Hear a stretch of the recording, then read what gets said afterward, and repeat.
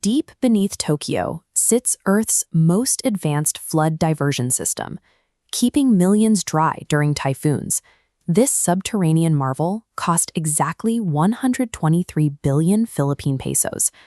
Comparing these costs, Japan built a global benchmark for 123 billion pesos.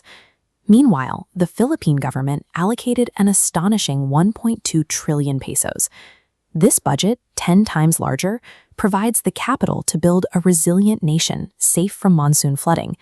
Yet, despite this massive financial advantage, the country remains disastrously vulnerable to even routine tropical storms. A 1 trillion peso deficit of this magnitude indicates a systematic, deliberate siphoning of public resources. The missing budget's consequences are visible every typhoon. Instead of high-tech vaults, citizens face submerged centers, paralyzed roads, and rising water in their own homes.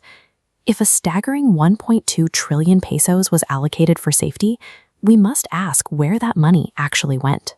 The people's money was stolen from public coffers in broad daylight. The redirection of these funds occurs within the institutions designed to govern the nation's finances.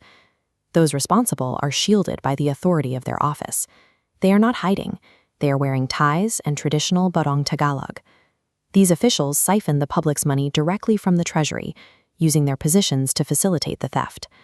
This is larceny in high places, a crime committed by the very people entrusted with the national budget.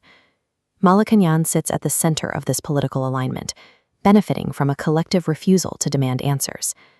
This theft was made possible by the formation of what has been called a rainbow coalition.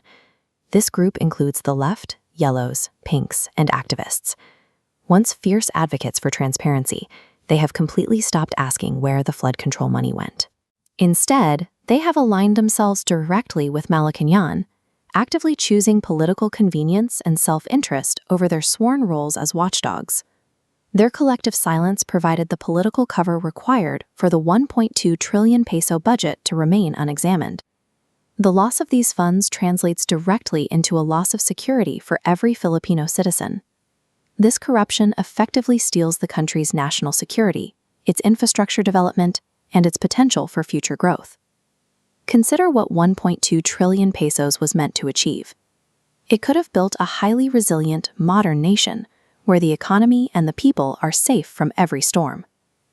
That vision of a secure future was traded away, leaving the public to face the daily peril of a broken system. We must evaluate how history will view this era and those who led it.